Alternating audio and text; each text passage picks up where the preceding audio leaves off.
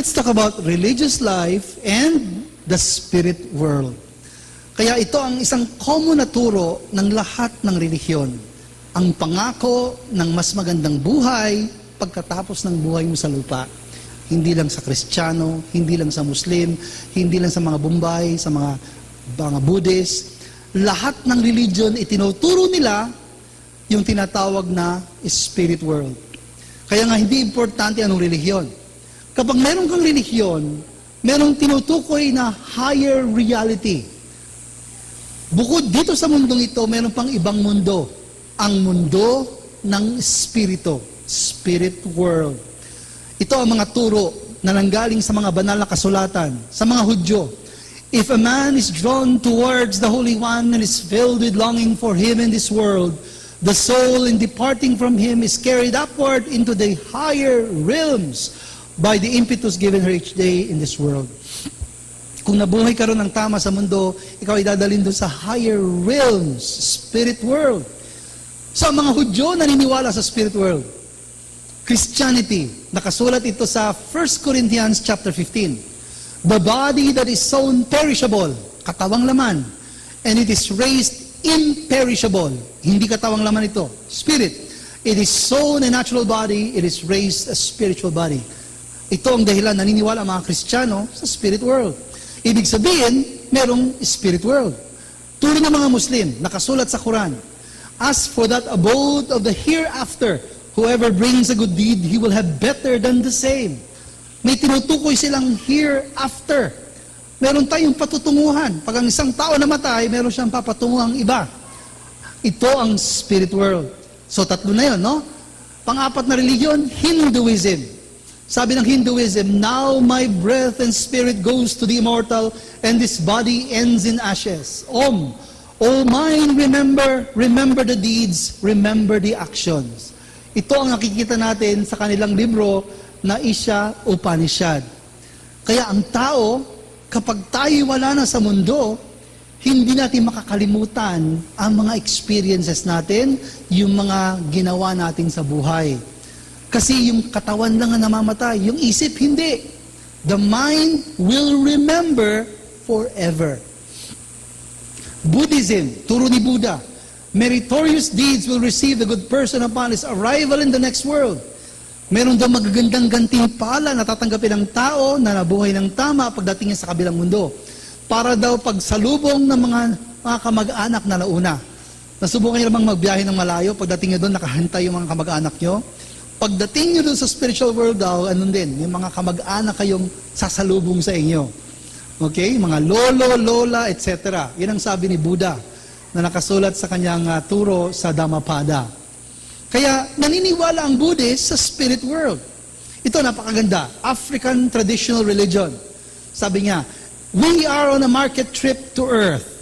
Whether we fill our baskets or not, once the time is up, we go home. Hindi mo alam kung kailan tayo pupunta doon. Ang pinakamahalaga, nakahanda ka bago ka pumunta doon. Kasi kung gusto mo ang pumunta doon, o ayaw mo pang pumunta doon, hindi ikaw ang mag-decide.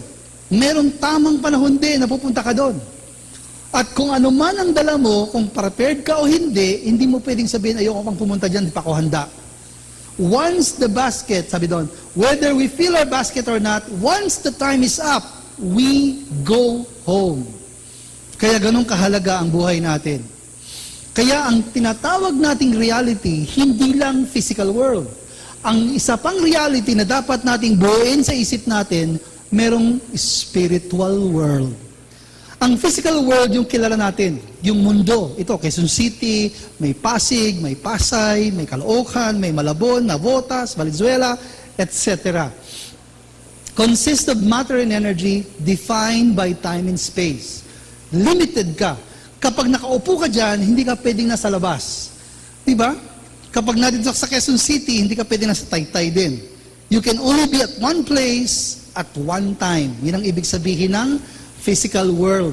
Pero yung spirit world naman, dito nakatira daw ang Diyos, ang angels, at yung mga nauna na sa ating pumunta ron. It is the place of eternal values. Kaya yung concept ng forever, hindi talaga sa mundo yon. Kaya madalas maririnig mo walang forever. Meron. Sa spirit world, meron. Sa physical world, of course, may pagbabago rito lahat, tsaka hindi pa pwedeng forever. Pero yung concept ng forever, hindi nanggaling sa concept ng physical world. Pero nanggaling ito sa spirit world. Beyond time and space. Unlimited. Kahit nakaupo kayo dyan, yung isip nyo pwedeng lumipad. Di ba? Kaya nyo bang isipin sa oras na ito habang nakikinig kayo sa akin, yung itsura ng bahay nyo? Kaya ba? Kaya. Ganun ka-versatile yung isip natin. Natatandaan nyo pa yung kinain natin kanina tanghali? Hindi ba nakaraan na yun? Natatandaan nyo pa yung ulam nyo kanina kagabi? Natatandaan nyo pa yon? Of course. Yung nakaraang birthday nyo, natatandaan nyo pa ba? Bakit ganon? Because we are beyond time. We are beyond space. Kung kayo tiga Mindanao o Visayas, pwedeng pumunta yung isip nyo doon habang nakaupo kayo dyan. Hindi katulad ng katawang pisikal, kung nasan ka nakaupo, wala ka nang pwedeng ibang puntahan. Kaya, ibang-iba ang konsepto. Ang spirit world ay eternal, beyond time and space, at andon yung mga spirits na mga nauna sa atin. Kaya meron tayong katawang pisikal. Ito ang alam natin. Pero meron din tayong katawang spiritual. Spirit na nakaano sa spirit world. Okay? So, ang tao may dalawa. Kaya dual ang nature ng creation ni God. Isang nakikita, isang hindi nakikita. Nakikita, isang hindi nakikita. Physical world at spirit world. Ang dalawang nature. Pwede nating makita, ma-perceive, ibig sabihin maramdaman ang physical world. Kahit yung mga bagay na hindi nakikita. Nakakita ba kayo ng signal ng telepono? Nakakita ba kayo ng signal ng TV? Hindi. Pero makikita mo yan, ang mapapatunayan mo yan pag nakita mo na yung signal. Kunyari, pinapadala ng signal ito ng Channel 7 o Channel 2. Pag binuksan mo yung TV mo, may mga tao sa loob ng picture tube. Bakit ganon? Dahil may signal. So, ibig sabihin, may dumating na tayo sa panahon na sa larangan ng siyensya, pwede na nating maintindihan ang mga bagay kahit na hindi natin nakikita. Katulad ng signal. No? Naniniwala ba kayo dyan na may signal kahit hindi nakikita? Pwede na, dahil nga sa makamodernong mga paraan na nakadiscover. Kaya kung ganoon, hindi man natin nakikita ang mga nangyayari sa spirit world, darating din ang panahon, malalaman natin ito. At kung ikaw ay isang taong spiritual, naniniwala ka dito dahil marami kang karanasan, marami kang spiritual na karanasan. Maaring kamag-anak na nagsalita, maaring mga nagpagaling ng sakit, maaring mga may nagturo sa iyo ng isang bagay na hindi mo alam pero natutunan mo lang sa pamamagitan ng panalangin, etc. Kaya we can perceive the physical world as much as we can perceive the spirit world. Totoo. Hindi yan inimagine lang natin. Totoo. Isang example sa Biblia, si Jesus umakyat ng mundo kasama ng ibang disciple. And then, nagpakita ang dalawang taong matagal ng patay. Sino to? Si Moses. Sino to? Si Elijah. Si Elijah ay nabuhay 900 years BC. Ibig sabihin, patay na si Elijah nung lumabas si Jesus. Si Moses, mas matagal pa nakaraan. 1,600 years BC. So, paano dumating yung mga taong yan ay matagal ng patay? So, ang ibig sabihin, ang taong namatay, buhay pa rin. Ang ibig sabihin, si lolo, si lola, yung mga tatay ni lolo at lola, kahit wala na sila sa mundo, hindi ibig sabihin wala na sila. Meron silang pinuntahang ibang mundo. Ito nga yung spirit world. Kaya tayo matatapos ang buhay natin, pero ang kamatayan, hindi ibig sabihin katapusan. Ang kamatayan ay isang paraan para tayo pumunta na doon sa susunod na mundo natin. Hereafter. Kaya ito ang nakasulat sa Book of Luke. Nagpakita si Moses and Elijah ng mga spirito na.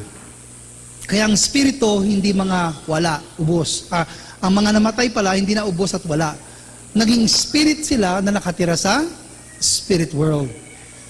Meron tayong 5 pandamdam na pangkapisikal. Diba? 5 senses. Alam natin yon. Pero meron din tayong 5 spiritual senses.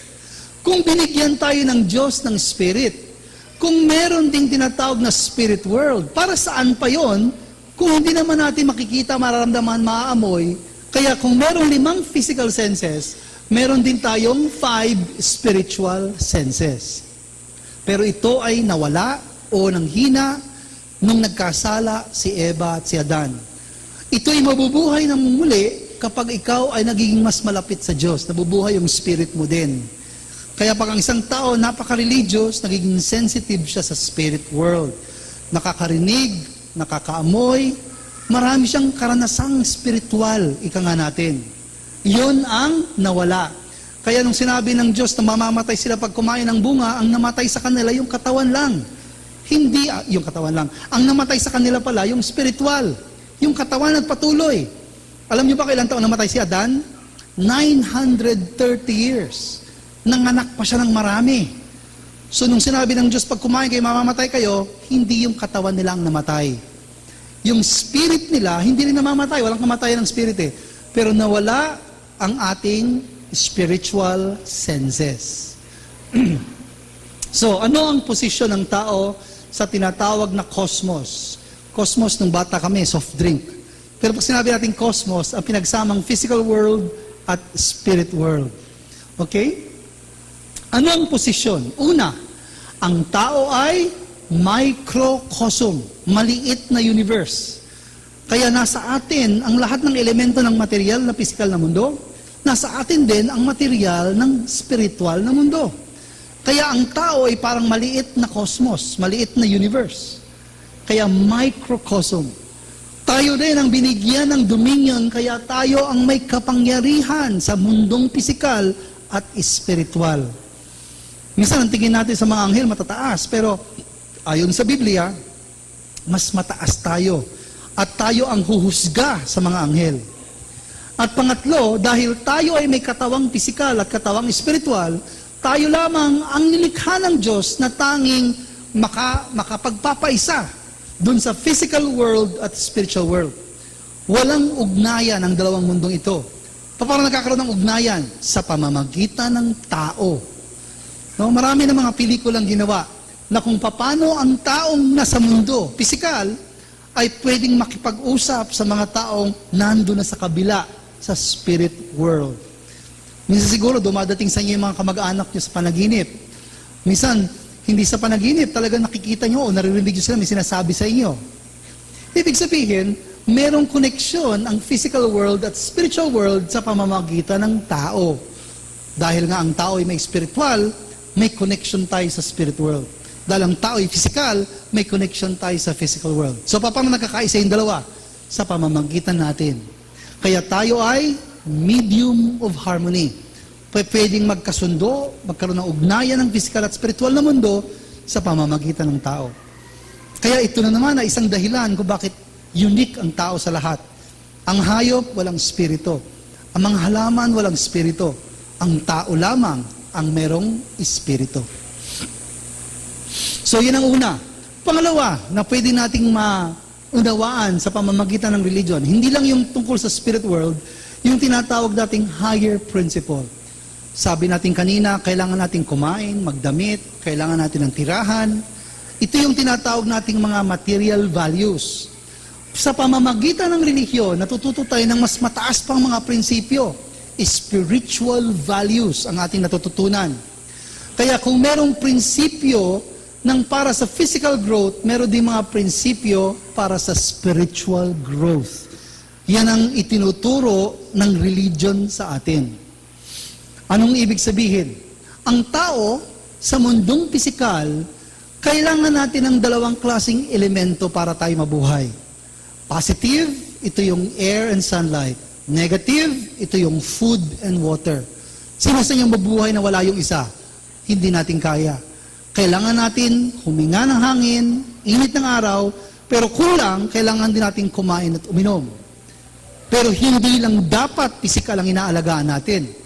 Kaya kung meron tayong spiritual, dapat din nating pangalagaan ang ating kalusugang spiritual. Ang ibig sabihin, meron din positive at negative na elemento na kailangan ng katawan, spiritual, para tayo ay tumubo. Ano yung positive elements? Ito ang makukuha mo pag nagkaroon ka ng relasyon sa Diyos. Kaya mahalaga magkaroon ng relihiyon. Hindi ko anong relihiyon. Basta importante, naniniwala ka sa Diyos at may relasyon ka sa Diyos. Ito ang tinatawag na life elements. Ito ang parang hangin at sunlight ng isang taong spiritual. Pero kulang yan kasi kailangan ng food and water. Ang food and water ng spirit, ito yung tinatawag ng divine principle na vitality elements. Pero saan galing ito? Ito ay sa pamamagitan ng mga gawa ng katawang pisikal. Anong mangyayari sa iyo pag lagi kang kumakain ng masustansyang pagkain at malinis na tubig, iniinom mo? Magiging malakas at malusog ka. Pero kahit ikaw ay malakas at malusog, kung ikaw ay kumain ng bawal sa iyo o masamang klaseng pagkain, nagkakasakit ka. O kaya uminom ka ng maduming tubig, magkakasakit ka. Ganon din ang epekto ng mga vitality elements na ginagawa ng tao. Ang ibig ko sabihin, ang vitality elements ay galing sa katawang pisikal na nalalagay sa ating katawang espiritual. Kaya ito yung ating aksyon sa mundo, sa buhay natin. Kaya pag gumagawa ka ng mabuti, parang pinapakain mo yung spirit mo na magandang pagkain. Pero pag hindi naman, pinapakain mo sa spirit mo, hindi magandang klaseng pagkain. O kaya pinapainom mo ng maduming tubig. Kaya napakahalaga ng positive element sa buhay ng tao. Maaring ito yung 95%. Pero kailangan din natin ng 5% yung ating mga ginagawa. Sapagkat may kinalaman yan sa development ng spirit natin. Kaya kailangan ng ating spirito ang ating pisikal. Ito ang kaibahan ng divine principle sa iba. Sa lahat ng turo, ang tinuturo ng relihiyon, mahalaga ang spirito. Pero sa divine principle, sinasabi, mahalaga rin ang pisikal. Bakit? Hindi dahil sa kalusugan lang. Bakit mahalaga ang pisikal? Sapagkat ito ang magbibigay ng vitality elements para sa spirit mo habang ikaw ay buhay pa. Sa bawat ginagawa, nagiging elemento yon para sa spirit. Pero kung anong ginagawa mo, ito yung klase ng elementong binibigay mo. Gumawa ka ng mabuti, nag-isip ka ng mabuti, nagsalita ka ng kabutihan. Ito ang pinapakain mo sa spirit mo. Kung ganito ang buhay mo araw-araw, malusog ang spirit mo. Pero pag ang iniisip mo masama, ginagawa mo masama, salita mo masama, nararamdaman mo rin yun. Baba, down ang spirit mo. Kaya ito ang ibig sabihin. Kaya may comparison dito. Ang tao ay may katawang pisikal at katawang spiritual. Parang yung puno at yung fruit. Kailangan ng prutas ang puno. Kailangan ng spiritual ang katawang pisikal. So ito ang dahilan, alagaan nyo mabuti ang katawan natin. Dahil ito nga ang nagbibigay ng vitality element sa ating spirit para tayo ay energy o spiritual energy o vitality element. Kapag ang prutas, pinutol mo o pinitas, wala na siyang ugnayan sa puno. Hindi na siya lalaki. Kung may hinog man siya, hindi magiging matured yung buto. Kaya ganoon din, kapag ang tao ay nagpunta sa spirit world na hindi nakahanda, hindi na siya pwedeng tumubo. Hanggang doon na lang ang level niya. Kaya habang narito tayo sa mundo, napakahalaga ang tamang pamumuhay. Hindi dahil sa naniniwala lang tayo, kaya tayo gumagawa ng kabutihan. Ito rin ay para sa ating sarili, para mag-develop ang ating character, ang ating personality. Kaya ito ang ibig sabihin, nakakonekta. Pero pag pinitas mo, hindi natutubo. Ikaw din, hindi ka na magde-develop. Kaya ang pagkakataon mo magbago, tamain ang mga mali, ayusin ang mga problema sa buhay mo habang ika'y buhay pa. Kasi pagdating mo doon, para kang bunga na napitas. Wala nang maitutulong sa'yo kahit anong gawin mo dahil ang buhay ng bunga nanggagaling sa puno. Ang development ng spirit ay manggagaling sa kung ano ang naging buhay mo sa mundong pisikal naman natin. Kaya napakahalaga. Kaya nga, hindi dahil sa magpapakabait, may mga tao kasi nagpapakabait kapag malapit na yung Pasko o kaya malapit na ang birthday nila. Yan ang mga panahon na nagpupunta ng simbahan, nagdadasal. Hindi kailangan ganun. Kailangan araw-araw nagpapakabuti ang tao. Sapagkat ito ay magbubunga sa iyong buhay. Yun ang tinatawag na bunga natin, yung spirito. Ito ay pipitasin pagdating ng panahon. Kaya sabi ng Biblia, sa Book of Revelation, each person was judged according to what he had done. Of course, medyo kaibahan ito sa doktrina na tinuro ni St. Paul. Ang sabi naman ni James, faith without works is dead. Hindi sinasabing hindi tama ang faith. Napakahalaga. Pero ang problema, sa napakaraming mga mananampalataya, kapag iniisip nila, basta sa pamamagitan ng palataya, tapos na. Hindi. Faith without works. Kapag puro faith at walang gawa, manghihina yung faith. At eventually, sabi nga ni Santiago, it will become dead. So kung may faith ka, may action ka pa, edi ang ganda. Huwag lang natin iaasa sa Diyos lahat. Ito nga yung konsepto ng 5% human responsibility.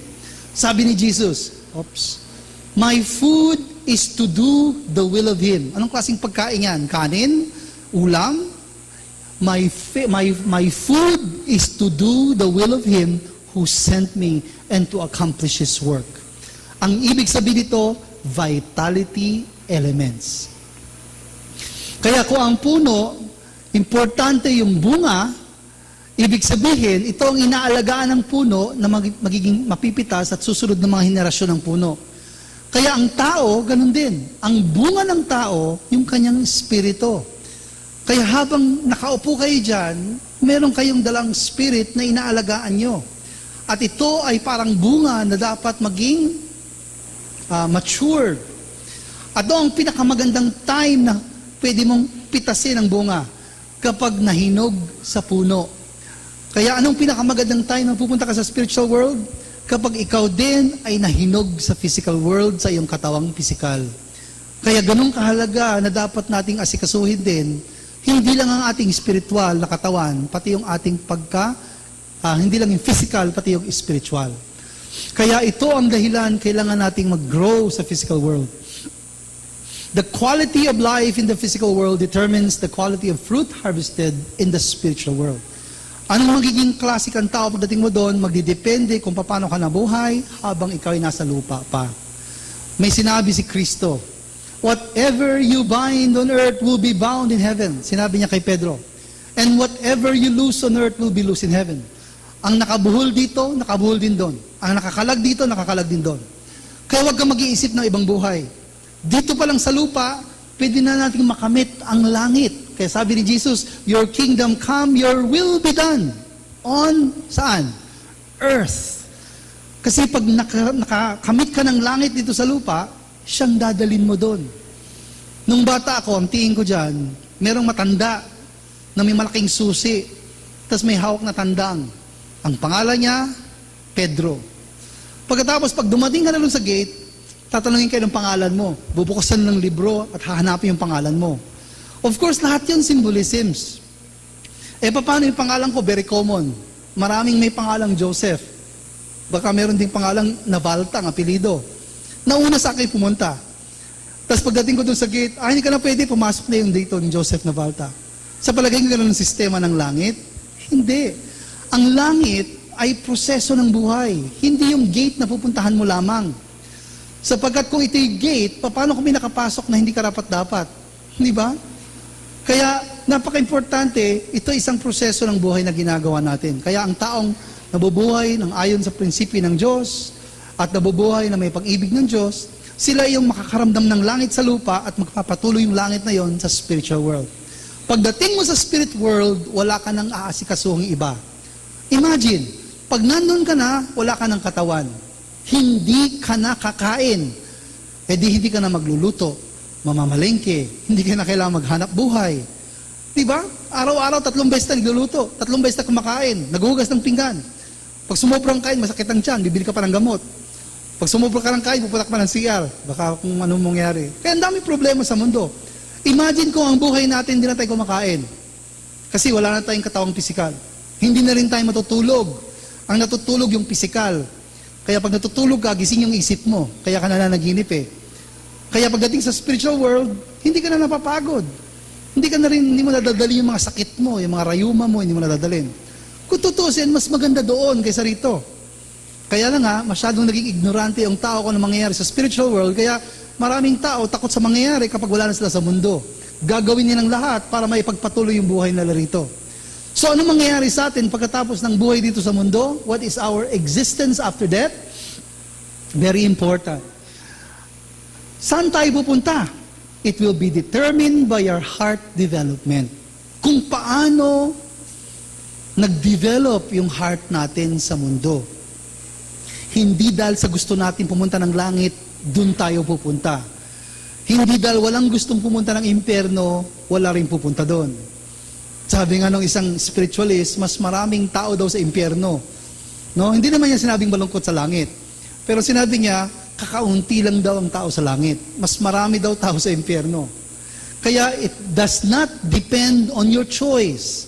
Sino ang gusto pumunta ng langit? Lahat magtataas ng kamay. Mula bata ang matanda. Pero hindi bakit gusto mo, pupunta ka na doon. Hindi porkit ayaw mong pumunta ng langit, di ka pupunta doon. Ayaw mong pumunta ng impyerno, di ka pupunta doon. Depende sa naging buhay mo.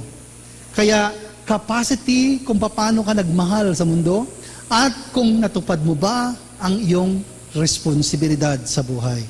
Ito ang magdidetermine kung saan tayo papunta. So ito, very unique din na tinuro ito ni Father Moon. Ang 3 stages ng buhay. Lahat tayo dito nagsimula. Kaya si tatay, may sperm. Si nanay, may egg. Pag nagsama yung sperm at saka egg, kahit isang sperm lang pumasok sa egg, happy birthday, pinanganak ka na. Ibig sabihin, tao ka na sa loob ng sinapupunan. Ito ang unang yugto ng buhay mo, sa loob ng sinapupunan.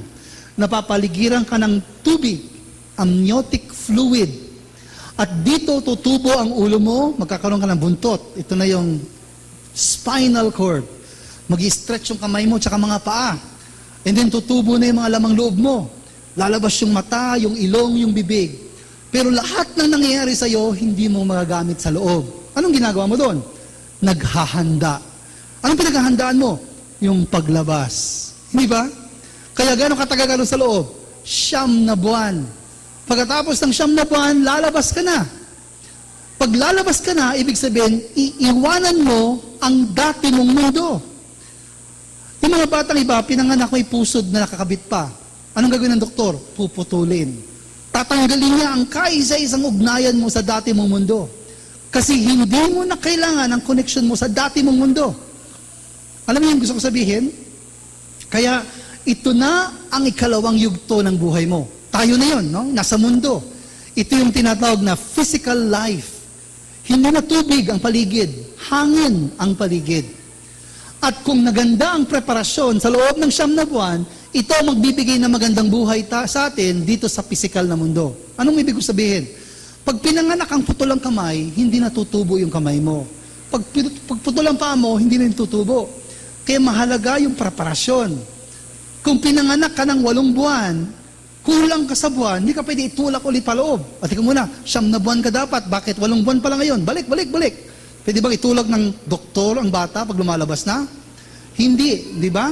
Kaya napakahalaga ng paghahanda habang ikaw ay nabubuhay sa unang yugto, yung tinatawag nating mother's womb. Sapagat ito ang mga permanenteng kondisyon pagdating mo sa susunod mong buhay. Ngayon, ito na tayo. Mas maganda sa mundong ito. Hindi masikip. Marami tayong natitikman. Marami tayong nakikita, naaamoy. Marami tayong kasalamuha. Pero, ang plano ng Diyos, hindi 2 stages. Laging 3. So, ano nangyari? Merong pang 3 stage. Ano yung 3 stage? Ito yung spiritual stage. Ang ibig sabihin, ang buhay natin na nagsimula sa ating ina, sa loob ng sinapupunan, na nagpatuloy sa mundo, hindi matatapos sa mundo. Yung sinasabi nating kamatayan ay hindi katapusan. Kung hindi ito ay pagpapatuloy sa isa pang yugto, at ito pa, itong 3 yugto, wala nang hangganan. Ito yung tinatawag na forever and ever. So ang pinakamahalagang tanong dyan, anong klaseng forever ang gusto mo? Yung bang forever kang masaya o forever ka nagsisisi? Lahat gusto yung forever kang masaya. Pero para makarating ka doon sa lugar ng forever kang masaya, saan manggagaling? Dito. Therefore, saan ka magsisimula ng paghahanda? Dito, sa mundong pisikal. Again, ito na naman ang kahalagahan ng buhay natin dito sa mundo habang hawak pa natin ang ating physical na buhay. Itong buhay na ito ang magbibigay sa atin ng kondisyon kung anong klaseng spirit life, spiritual eternal life ang ating deserve. Sapagkat dito natin gagawin ang kondisyon ng ating eternal life. Yun ang ibig sabihin nun. Kaya pag pumunta tayo doon, ito ay magiging permanenteng kondisyon pagdating natin sa spirit world kasi wala nang ikaapat, wala nang fourth stage. Ito na yung final. Kung kayo ay maglalakbay ng malayo, kunyari punta kayo ng Amerika, meron kayong stopover. Ang stopover siguro Taiwan or Tokyo or Seoul, Korea. Ang ibig sabihin, ang ating mundong pisikal ay stopover. Kaya nga, hindi kailangan natin ng mahabang-mahabang buhay. Ang kailangan natin yung tamang buhay, tamang pamumuhay. Sapagkat ito ay parang stage lang para paghandaan natin ang tinatawag nating eternal life or spiritual life natin. Kapag ikaw pinanganak ka na may kulang, permanenteng kondisyon. Pag ikaw may damage sa spirit mo, pumunta ka doon, permanent condition. Diba? Pag oras mo lang pumunta ng spiritual world, di ka pwede magsabi, hindi pa ako handa. Teka muna, hindi pa ako handa. Kung kailangan mo lang pumunta, pupunta ka na. Hindi pa pwedeng mo pa, yung bang ipa-delay mo pa. Teka muna, bigyan mo pa ako ng 1 buwan. Teka muna, 3 araw lang. Pag talagang dumating yung oras na yon, pupunta ka na doon. And then makikita mo kung ano talaga. Kaya nga sa isang bagay, ang isang bagay na dapat natin pag-iisipan, kahit na hindi pa nangyari, yung pagiging handa natin pagdating doon. Isa sa mga pinaka-importanting iniisip ng isang taong matured, yung tinatawag nating life natin sa spirit world. Kasi hindi ito imagine. Reality ang spirit world. Okay, lagpasan ko to. Ituturo ko sa inyo ito later. Human life's 3 phases, nagsimula sa sinapupunan. Ito ay preparation for earthly life. Pangalawa, ito yung life natin sa air. Ang average expectancy ng Pilipino ay about 69 years. Noon 67, tumataas. Siguro nagiging mas malusog ang Pilipino. Ang ibig sabihin, kahit sa ayon at sa gusto natin, ang average Filipino pass away around 70. Kaya kung ikaw ay nasa 70 plus na, o 80 plus ka na, extension na yon. At saka, ikaw ay malusog. Pero hindi ibig sabihin, kahit umabot ka pa ng 100, walang katapusan. Lahat ng taong pinanganak, dito papunta. Spirit world. So kung yung buhay natin nasa second stage, ang ginagawa natin dito is preparing for the spirit world. Pero ultimately, ito ang pinaghahanda natin. Spirit world. Heaven or hell depends on how we live our life on the earth. Alam niyo ba yung butterfly? Pag yung butterfly ng itlog, hindi mapipisa na butterfly. Ang lalabas dun sa itlog, uod, caterpillar. Kaya may tinatawag tayong metamorphosis. Pagkatapos ito, yung uod, pag nabuhay, walang ginawa yan kundi kumain, kain ng kain. Hanggang sa busog na yung katawan niya, hindi na makakain, titigas. Ang itsura niya patay. Pero hindi pala patay. Dahil doon sa yung lalagyan na yon, may lalabas na bago. Ito na yung butterfly. Kaya yung unang stage ng buhay natin, yung parang tinatawag nating formation stage, ito yung itlog na ililay ng butterfly. Ang pangalawang stage, ito yung caterpillar. Kaya tayo, 3 beses tayong kumain. Kakain tayo sa umaga, kakain sa tanghali, kakain tayo sa gabi. And then, pag nagugutom tayo, may merienda pa tayo sa kalagitnaan. Bago matulog, iba, nag-snack pa. Di ba? Kain tayo ng kain. Ito yung parang stage ng caterpillar.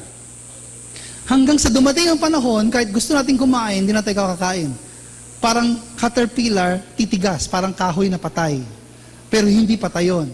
Kaya ang tao din, pag tayo'y namatay, hindi talaga tayo patay. Buhay na buhay ang ating spirit. Pero kung saan tayo pupunta, magdidepende kung paano tayo naghanda galing sa physical world. Kaya ito ang words ni Father Moon. You will enter the spirit world in the form of your spirit self, which has recorded your life on the earth with 100% accuracy. Para ka daw isang tape na linalagyan ng information. Kaya pagdating mo doon sa spirit world, kahit hindi pa, kahit sa physical world, pagka ikaw ay humaharap na sa mga near-death experiences, bumabalik sa iyo yung mga nakaraan mo. With 100% accuracy. Your spirit will show plainly whether you have led a right life of goodness or a wormy, rotten life of sinfulness. Sa physical world, pwede pa nating pagtakpan ng mga ginawa nating masasama. Pero sa spirit world, very clear kung sino tayo. Lalabas ang tunay nating katauhan. Ang kulay natin. Sabi ni Dostoevsky, sabi niya, isang Russian novelist, hell is the suffering of being unable to love. Ito yung painting ni Michelangelo sa Sistine Chapel. At sinabi niya, ang pinakita niya rito, yung mga taong masasama daw, parang tinotorture ng mga demons pagdating doon. Ang sabi naman ni Dostoevsky, ang tunay na suffering sa impyerno, yung hindi ka nagmahal.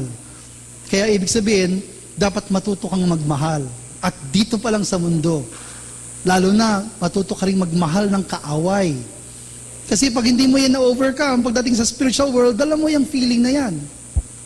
Imagine mo, for example, may kaaway ka, dahil hindi mo maiwasan ang kaaway, yung pinatay mo na lang. Sa palagay mo, namatay na siya, buhay pa rin yung spirit noon. Haharapin mo pa rin siya pagdating mo sa spiritual world. Kaya, ibang-iba yung concept ng spiritual world. So we must prepare. The best way to prepare is to develop a heart of love. Kaya higit pa sa mga maganda at masagana at komportabling buhay, ito ang pinakamahalaga kung papaano tayo natutong magmahal ng tunay, katulad ng pagmamahal ng Diyos. Kung tayo gumagawa ng mabuti, ito ang nagbibigay ng magandang vitality element sa spirit. Pag gumagawa ka naman ng masama at mapangsariling bagay, ito naman ang nagiging dahilan na nakakasakit o hindi maganda o hindi malusog ang iyong spirito. Ang tinatawag nating unhealthy vitality elements. So, una sa lahat, ako ay physical at spiritual. Pero higit sa lahat, una sa lahat pala, ako ay isang spiritual. Kasi noon may concept ako ng bata, ako ay tao na may spirito sa loob. Baliktad pala.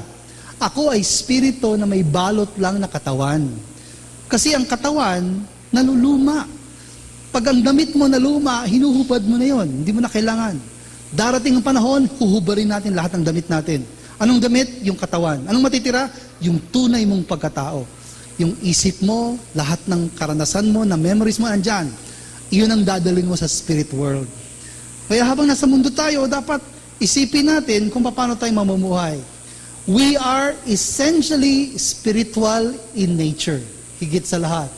Kaya sabi ni Paul, it is sown a physical body, it is raised a spiritual body. Sabi naman ni Buddha, his body is nourished by food, yung katawang physical. His spirit is nourished by teaching and experience. Hindi ito Kristyanismo, Buddhism. Sa Hinduism, as a man lives an old garment and puts on one that is new, the spirit leaves his mortal body and then puts on one that is new.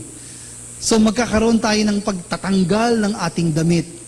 No? Ang magandang balita doon, hindi mo nadala yung mga sakit mo, hindi mo na rin dala yung itsura mong dati. Kung nalagas na lahat ang buhok mo, makapal pa rin daw ang buhok mo doon. Pag pinabunot mo na lahat ng ngipin mo, may ngipin ka pa rin doon. Saya, no? Ibig sabihin, excited na yung mga taong pinabunot lahat yung ngipin. Kasi pagdating sa spiritual world, kompleto ulit. No? Anyway, hindi nang pinaka-importante. Pero ang point is, we will put on this body pagdating natin sa spiritual world. Ito naman yung Sikhism. Nakikita niyo ba yung may balot sa ulo? Marami sa kanila ng Tagalog, kaya huwag silang lolokohin. Kasi ang tawag sa kanilang iba, 5'6". Pero yung mga 5'6" na yan, karamihan nag-asawa ng Pilipina at saka marunong mag-Tagalog. Kaya pag sinabi mong 5'6", narinig na, naintindihan nila yun. Ito ang sinasabi ng libro nila. Ang pangalan ng libro nila, Adi Granth. Deal only in that commodity which shall accompany you after death. Pagtutukan mo rin ng pansin yung mga bagay na pwede mong dalhin pagkatapos ng iyong buhay dito sa mundo. Kaya mga bagay na material, madadala mo ba yun? Hindi. Huwag yun ang pagtutukan mo o pagbigyan mo ng pansin. Kaya ang buhay natin ay napakahalaga. It is a unique opportunity. Anong ibig sabihin ng unique? Nag-iisang pagkakataon to perfect our character, restore spiritual air. Kaya kung meron tayong dapat ayusin sa ating sarili, habang buhay, may pag-asa. Huwag kang maghihintay na pagdating ko sa spiritual world, doon na magsisisi. Pagdating ko sa spiritual world, doon na magpapakabait. Hindi. Dapat on earth, while we are on earth. Give birth. Hindi ka na rin manganganak pagdating mo sa spiritual world. Pag wala ka ng katawan, wala ka ng sperm, wala ka na ring egg, paano ka manganganak doon? Kaya ibig sabihin, ito yung opportunity habang tayo namubuhay sa mundo. At pangatlo, learn to appreciate people and things of the creation. Kaya kung dito nagmahal ka ng tao, pagdating mo doon, mahal mo pa rin. Pag dito nagmahal ka ng bagay at gamit, doon pwede mo pa rin mahalin ang mga gamit na yon. Mahirap yung doon mo lang sisimulan. Kaya dito nagsisimula ang lahat. Kaya learn to appreciate. Kaya hindi pwedeng dalhin mo yung mga kailangan mo, gusto mo. Madadala mo ba yung sasakyan mo? Madadala mo yung bahay, yung lupa? Marami kang pera sa bangko, madadala mo ba yon? Hindi. Iiwanan mo lahat yan pagkatapos ng buhay mo. Kaya ano lang pwede mong dalhin? Yung spirit mo. Pero anong laman ng spirit mo? Dapat yung pag-ibig ng Diyos na nasa spirit mo. Kasi kung walang laman, ano rin ang i-enjoy mo doon? Eternal nga, pero wala ka naman talagang iaano doon. So, thirdly, dalawa na yung pinag-usapan natin. Ang ikatlong dahilan kung bakit mahalaga ang religion draws us to a higher calling. Anong ibig sabihin yan? Yung understanding natin sa spirit world, ang nagbibigay sa atin ng ibang pagpapahalaga at ibang prioridad. Kung puro material ang mahalaga sa iyo, then hindi importante sa iyo magpunta ng simbahan, hindi importante sa iyo magdasal, magbasa ng mga Biblia, hindi yan ang priority mo.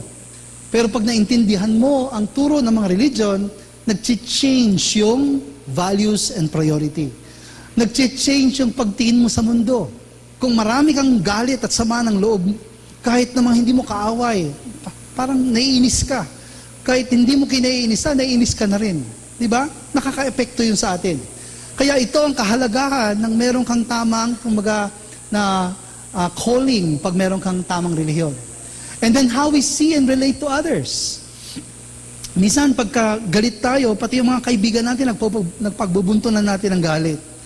Kaya pag tayo naman, na religion, itinataas yung tinatawag na calling. Especially kung talagang mapagmahal yung puso mo, minsan kahit inaapi ka na, kung anong sinasabi sa'yo mga hindi maganda, parang sa'yo wala lang, tsaka mahal mo pa rin yung tao yon. Kaya it affects how you see and how you relate. And most importantly, it helps us to make choices and decision. Kaya ang taong may paniniwala at merong pagpapractice ng buhay espiritual, nakakatulong yon sa kanyang mga pagdesisyon. Hindi lang material ang unang konsiderasyon. Hindi lang pera ang dahilan. Magkakaroon ng mga desisyon tayo na maaring isakripisyo natin ang mga material na bagay. Pero kung meron tayong mataas na understanding dahil sa turo ng ating iba't ibang mga relihiyon, magkakaroon tayo ng desisyon at mga choices na hindi base sa material, kung hindi nagbase sa spiritual. Sabi pa ni Father Moon, the spirit world is our homeland. Doon ang ating uwian. It is our original homeland. Itong mundong ito daw is the homeland of our body. Katawan lang.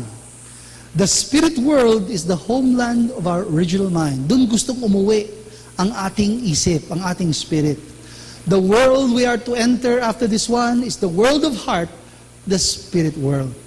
So the spiritual world exists? Yes na yes. Yun na wag nating kakalimutan.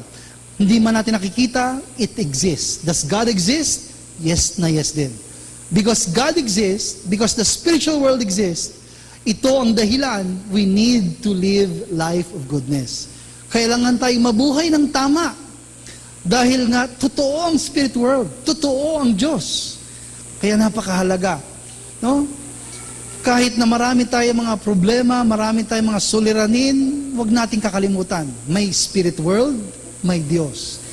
Kaya kahit saan tayo mapunta, kung meron tayong gagawin, desisyon ng mga bagay, huwag natin iisipin na malayo naman tayo sa mata ng mga publiko, malayo naman tayo sa tingin ng Diyos, huwag natin iisipin ganon. Lagi nating isipin may Diyos, may spiritual world.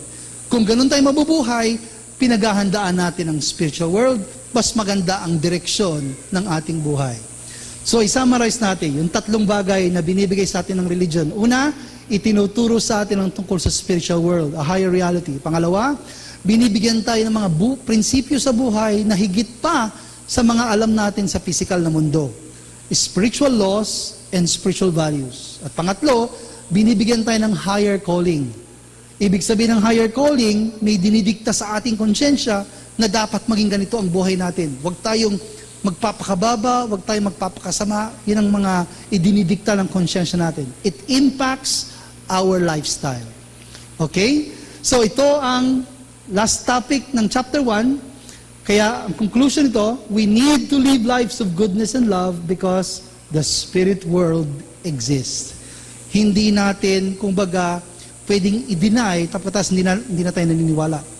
Kahit i-deny natin yan, yan pa rin ang totoo. Okay?